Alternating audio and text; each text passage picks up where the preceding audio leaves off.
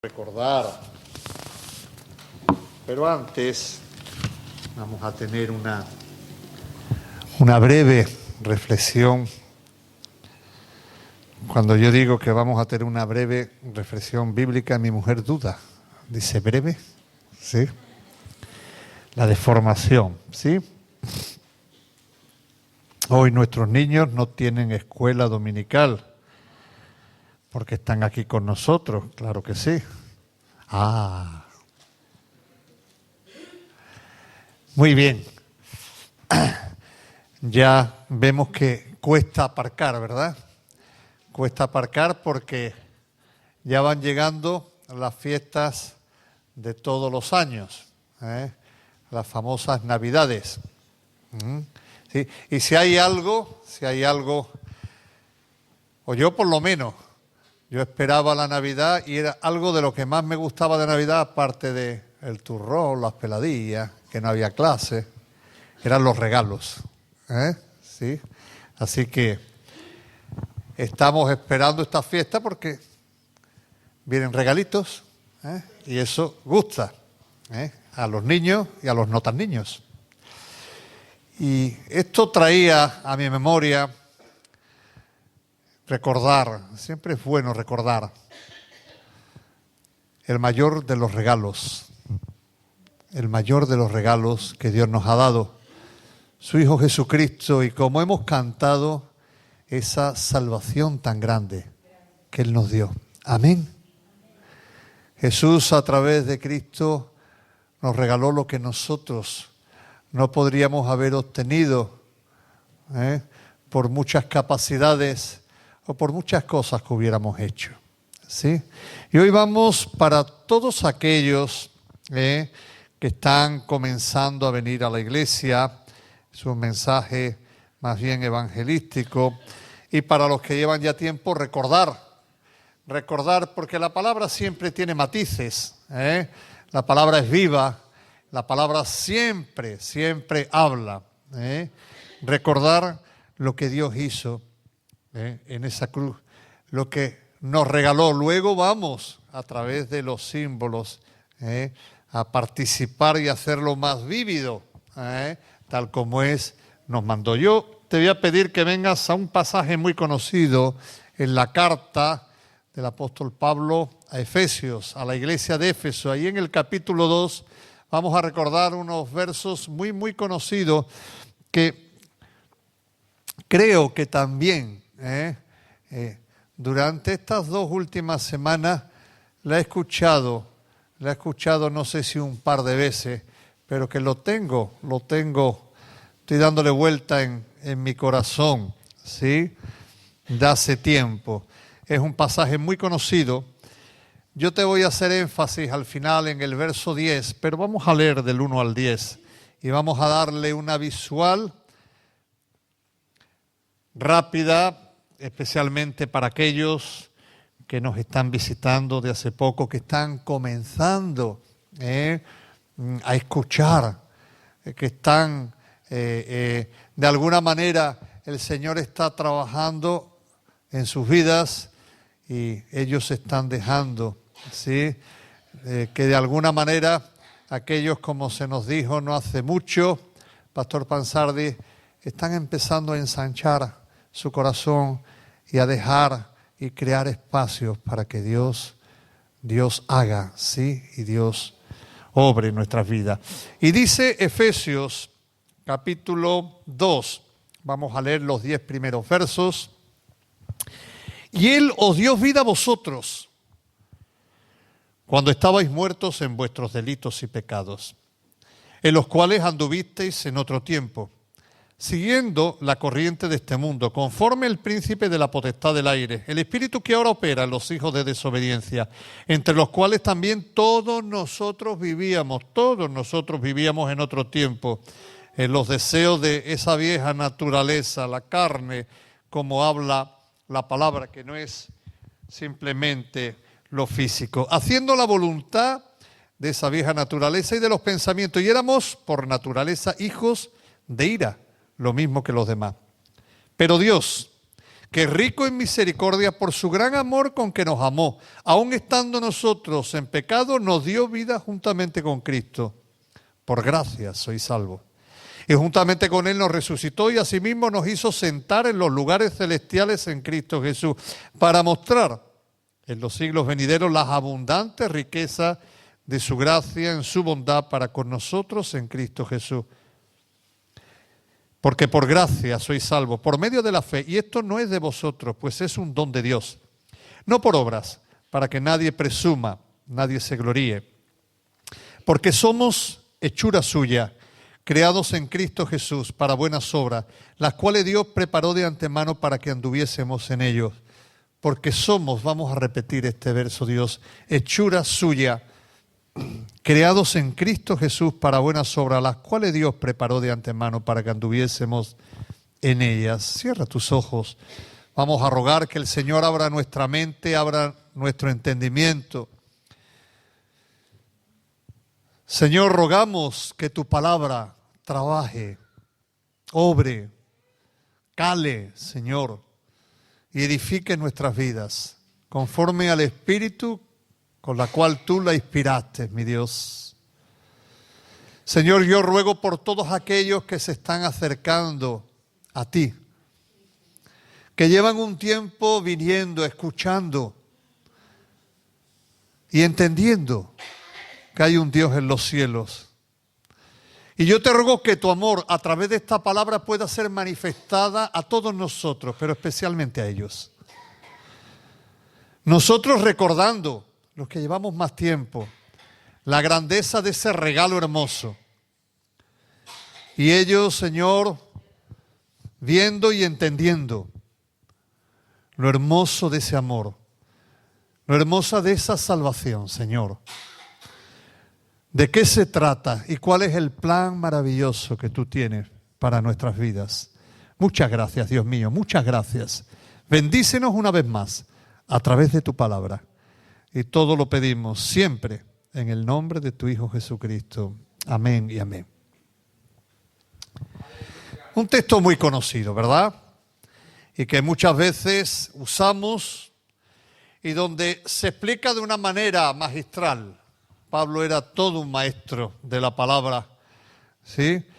¿Cuál es la grandeza del mayor regalo que Dios nos ha dado a través de Jesucristo? Pablo comienza este capítulo 1, la carta de Efesios, como otras veces hemos dicho, los estudiosos le llaman la carta magna, o sea, como diciendo la carta por excelencia de la iglesia.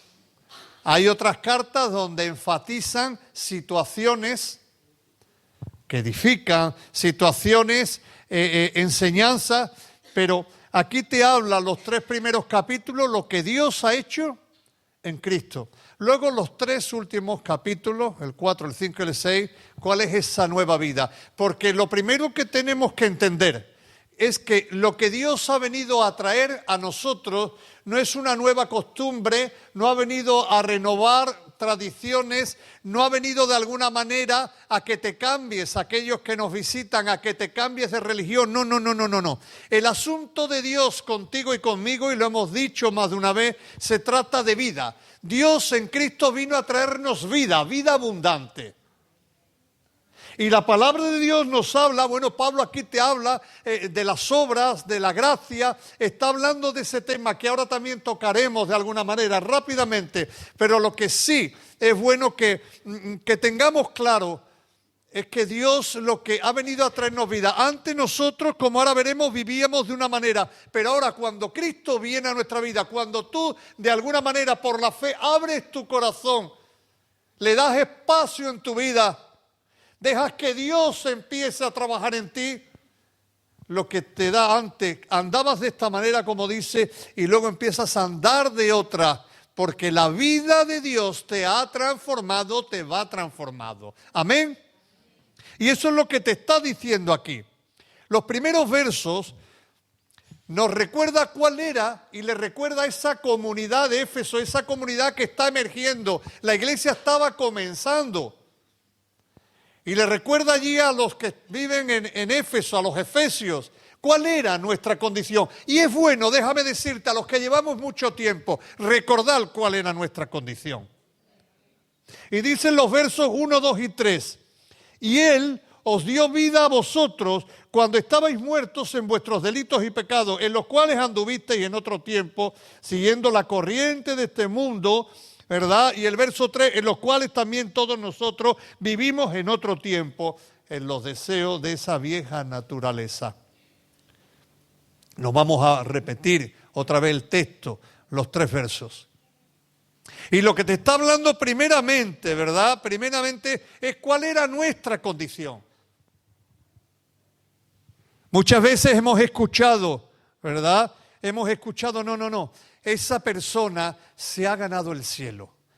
Esa persona es una buena persona. A los ojos de Dios tenemos una condición. Antes de que Cristo entre en nuestro corazón y vaya limpiando,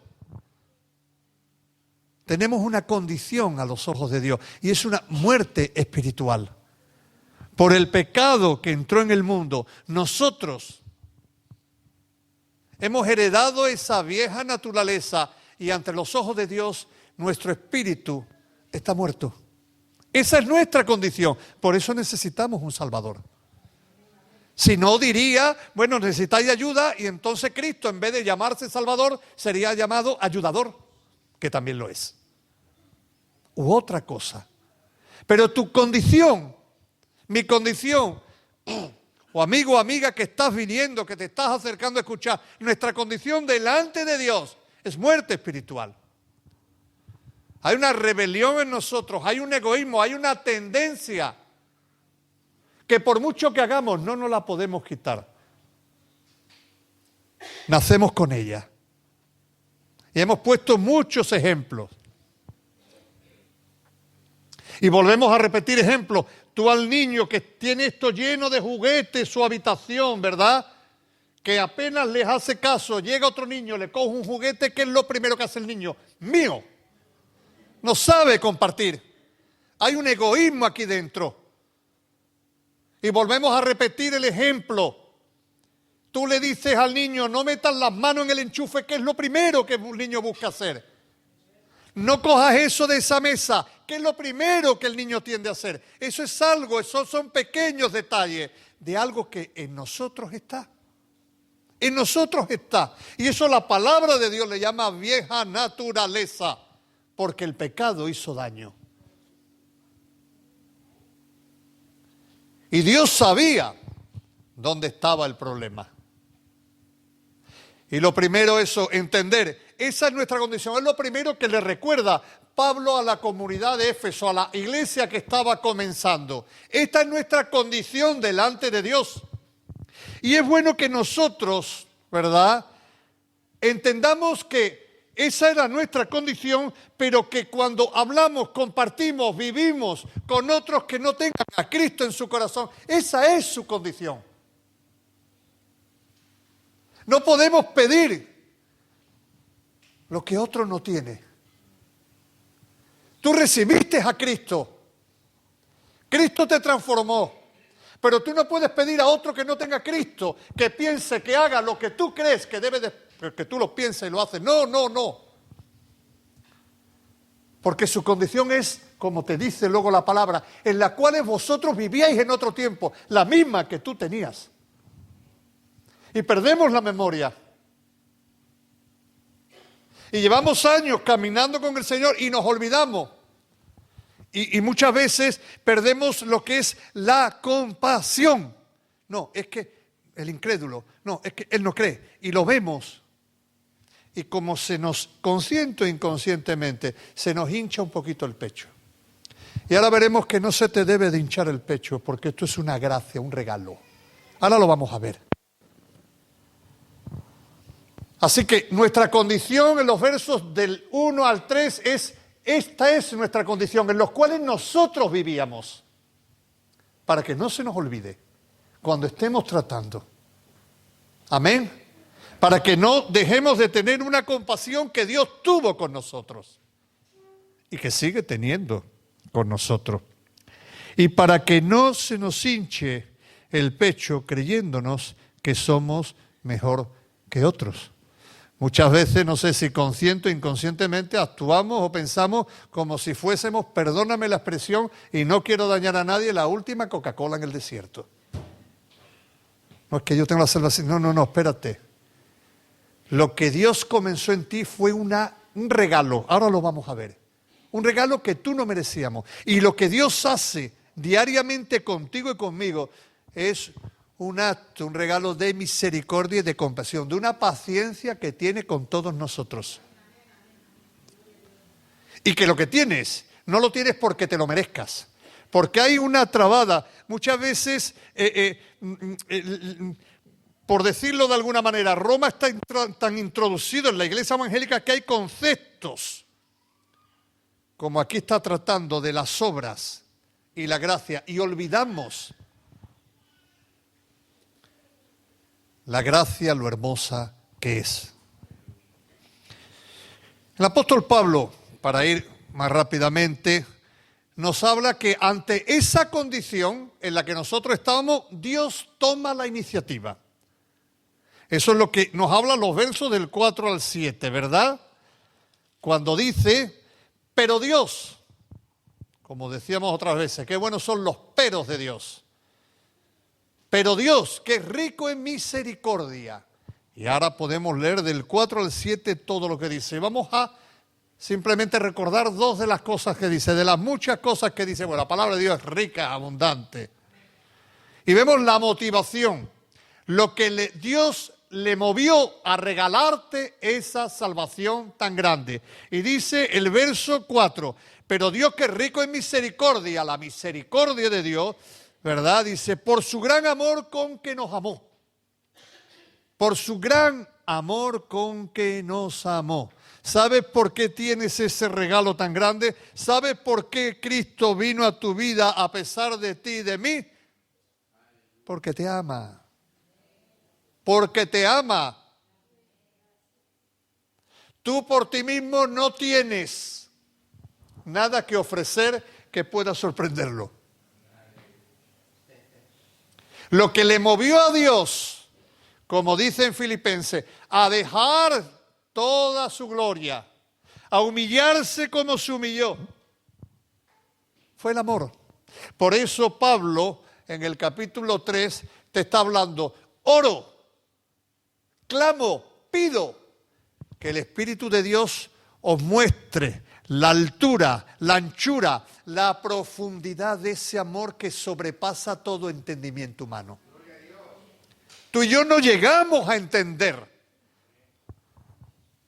pero quiero que entiendas que esa salvación, ese regalo que Dios te ha dado, esa vida abundante que tú recibes, vida abundante, aquellos que nos visitan, no religión evangélica, vida abundante.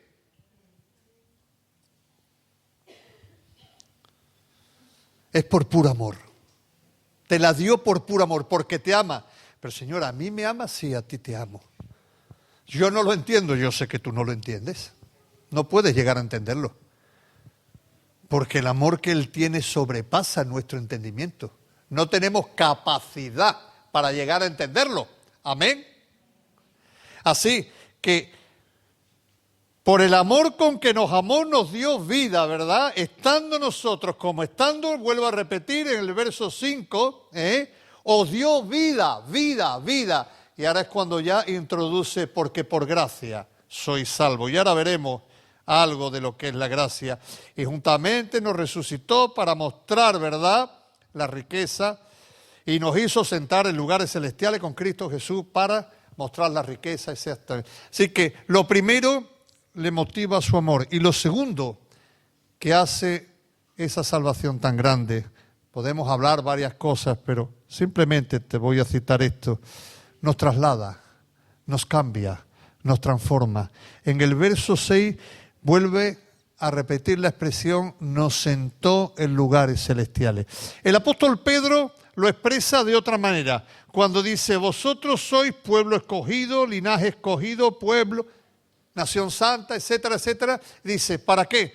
Para anunciar las virtudes de aquel, o sea, para predicar, para proclamar la esperanza que hay en aquel, que es lo que dice, que nos trasladó de tinieblas, de nuestra condición, ¿a qué? A su luz admirable. Esa salvación que motivó el amor de Dios por nosotros, lo que nos hace es un cambio de vida, un cambio de vida, un cambio de vida. Antes tú vivías de esta manera, antes vivías en una desesperanza, antes no tenías sentido, antes no conocías su amor, antes tú piensa en tu antes. Pero luego lo que hace es trasladarte a ese reino de luz, a ese reino de justicia que es caminar rectamente, a ese reino de esperanza. Estés como estés, hay esperanza en Cristo.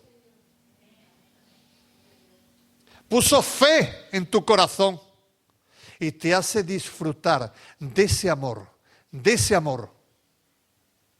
que el mundo podrá decir de ti esto, lo otro, lo demás allá, pero el Señor te dice te amo tal como eres, te amo. Amén. Hay un cambio. Antes andabas de esta manera, antes tu situación era esta, pero ahora cuando Cristo viene, si verdaderamente has conocido el amor de Dios, si verdaderamente Cristo se ha hecho real, si verdaderamente tú has clamado y le has dicho, entra, quiero conocerte, Dios te traslada a esa nueva vida. Porque es lo que dice, yo he venido para que tengas vida y la tengas en abundancia. En abundancia. Otra cosa son las liturgias, otra cosa son las costumbres, otra cosa es cómo organizamos los cultos. Eso es una cosa. Te estoy hablando de la vida, te estoy hablando de lo que Él ha hecho, te estoy hablando de su obra. Una obra que comienza cuando Cristo entra aquí, que te cambia, que te da esperanza donde no la tenía, etcétera, etcétera.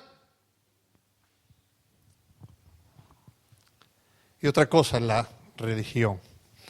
Por seguir, decíamos que íbamos a ser breves. Bueno, vamos a ver. Los versos 8 y 9 nos dice claramente cómo es ese regalo.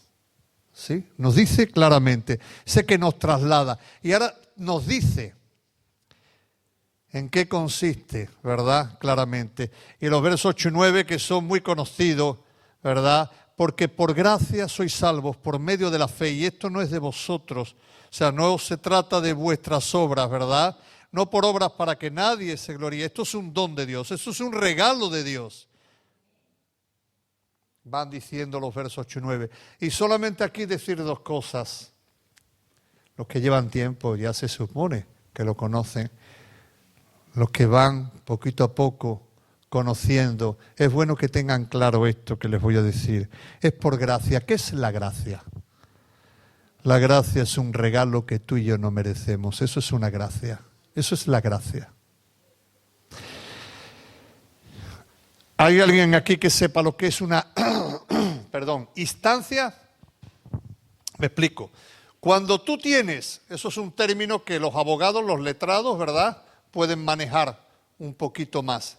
Cuando tú tienes una situación, tienes o has entrado en la cárcel, una persona en la cárcel, o hay una situación extrema donde hay una persona, llámese gobernador, llámese juez, llámese alcalde, que esa situación tiene poder para hacerla, para otorgártela, aunque tú no la merezcas.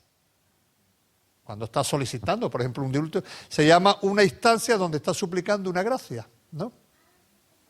Entonces empiezas diciéndole, ilustrísimo señor tal. Y ahora pone en el impreso, suplica, ruega, y le vas contando tu historia. Yo me acuerdo eso, pero yo ese día había bebido y le di un ladrillazo y rompí el cristal y ahora estoy en la cárcel, pero yo ya soy bueno, lo que tú le quieras decir. Cualquiera que sea tu situación. Esa es tu súplica, ese es tu ruego. Y luego al final de la instancia dice, es gracia que espero sea concedida por su ilustrísima tal, al cual Dios guarde muchos años. Esas son los membretes de las instancias. Está diciéndole, primeramente suplicando algo que tú no puedes hacer por ti mismo.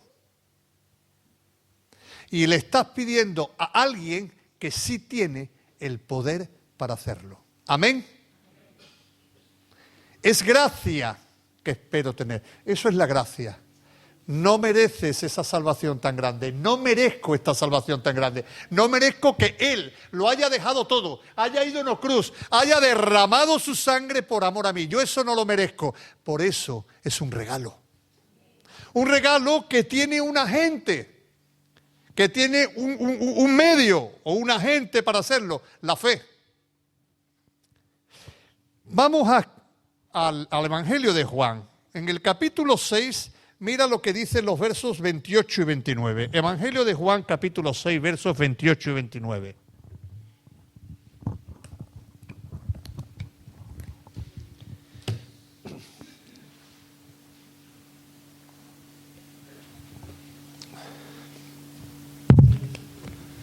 Entonces le dijeron, ¿qué debemos hacer para poner en práctica las obras de Dios? Y aquí es donde Pablo está trabajando el tema de las obras, hacer cosas para ser bueno, hacer cosas para ganar el favor de Dios, ¿no? Y ellos, bajo su religión judía, decían, ¿qué debemos hacer para poner en práctica las obras de Dios? Respondió Jesús y le dijo, esta es la obra de Dios, que creáis. No que hagáis, sino que creáis. No se trata la salvación, por resumirla,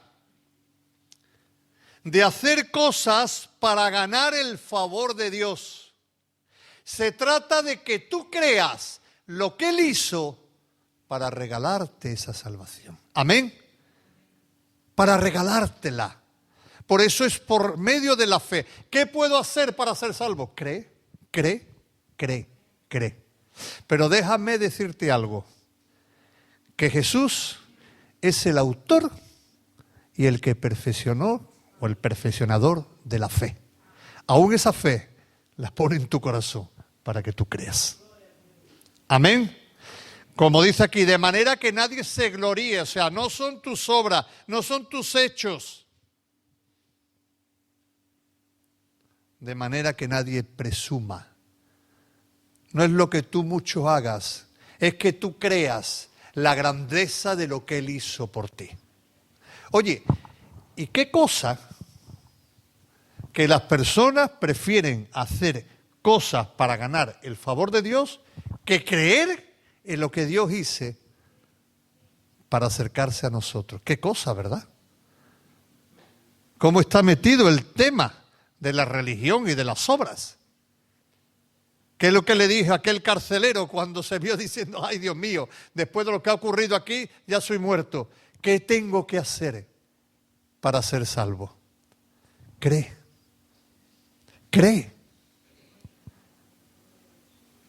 Porque Él nos ha dado ese medio, la fe. Y ahí, ¿verdad? Termina el apóstol en el verso 10. Porque somos hechura suya, creados en Cristo Jesús para buenas obras. Ahora toca el tema de las obras. O sea, las obras no te salvan, pero tú has sido salvado para hacer ahora buenas obras. ¿Sí? ¿Qué cosa? ¿Sí? Y ahí es donde Pablo va poniendo cada cosa en su sitio.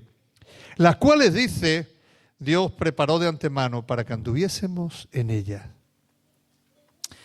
Siempre me llamó la atención la palabra hechura. La palabra hechura viene de una palabra que es poiema, que significa cosa que es hecha. Da la idea de un diseñador que hace algo especial, algo hermoso.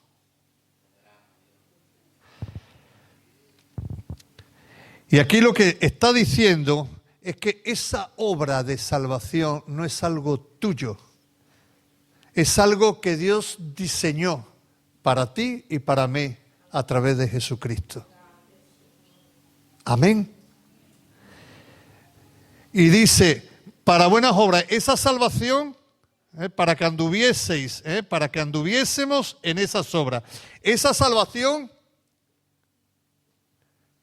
conlleva un propósito.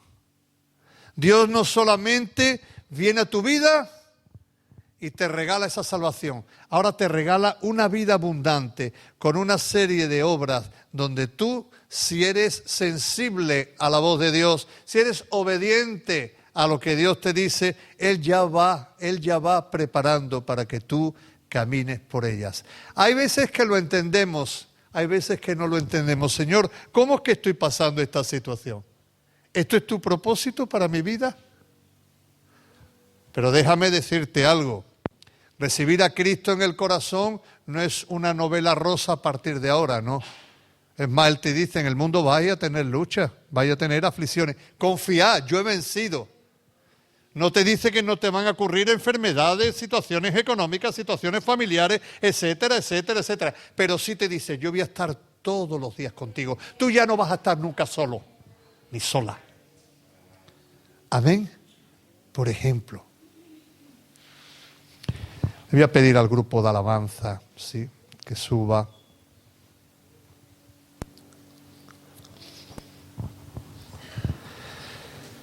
Pablo termina diciendo,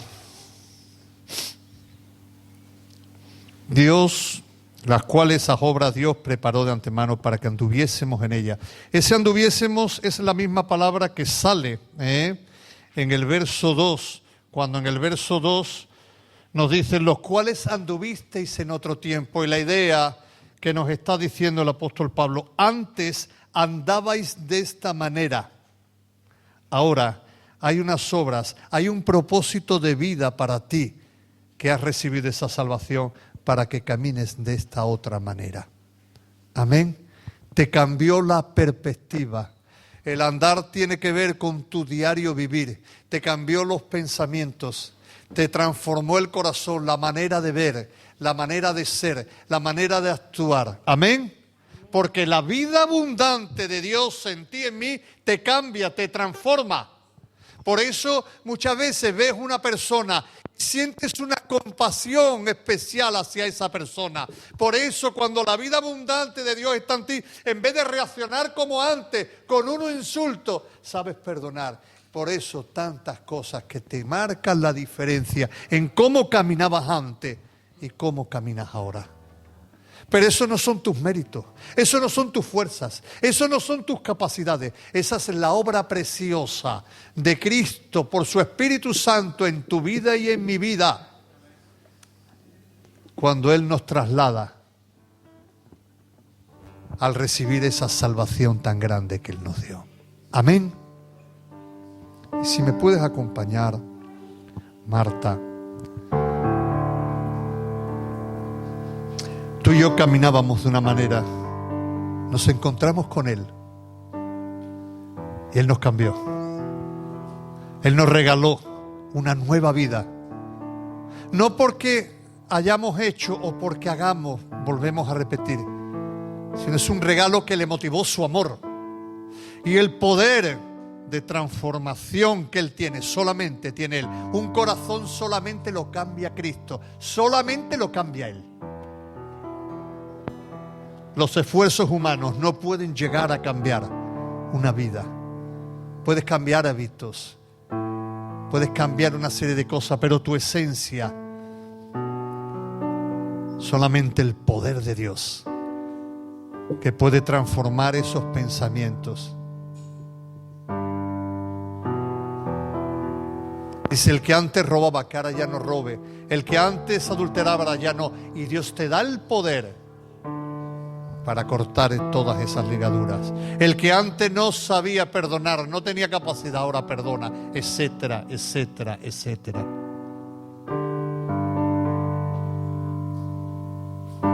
Es una gracia de Dios por medio de la fe. Como hemos dicho, no se trata de hacer cosas, se trata de creer lo que Él hizo.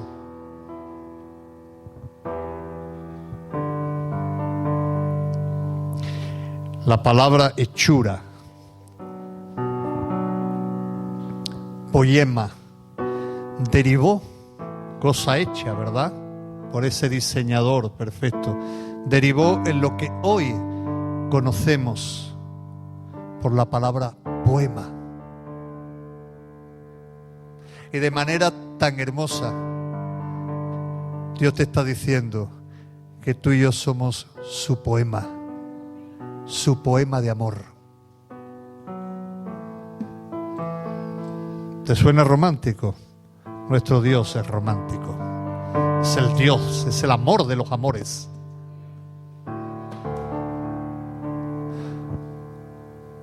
Tú eres ese poema que Dios diseñó con un propósito nuevo. Tu vida está llena de propósito. Pero pastor, yo me levanto a tal hora y voy a trabajar como todos los días. Déjame decirte que tu vida, la esencia de tu vida, si caminas con Jesús, estés donde estés, tú eres luz. Tú eres gozo. Tienes el gozo del Señor. Eso no significa que todos los días estoy riéndome y cantando, pero en medio de situaciones difíciles todavía puede emanar una alabanza, porque no es mi fuerza, es la vida de Dios en mí. Somos ese poema de amor creado con un propósito. Y si ahí fuera te dicen, tú no vales, tú no eres, tú no sirves,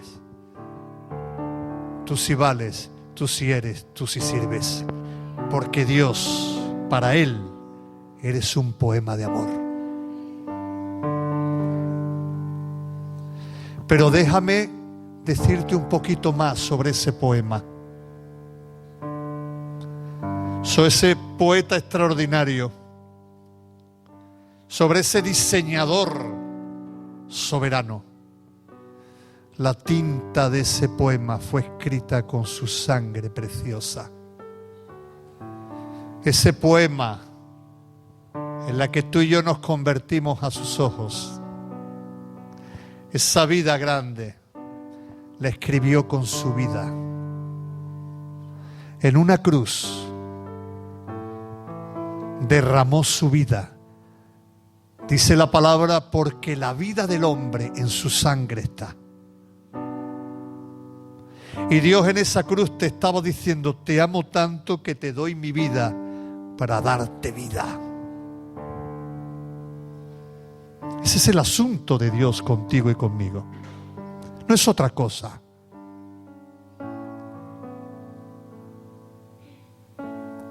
Amén. Y si hoy has venido con la autoestima o tienes la autoestima por los suelos porque piensas que no vales, que no eres. No. Eso puede ser para otros, incluso tú te lo puedes creer de ti mismo, a los ojos de Dios no.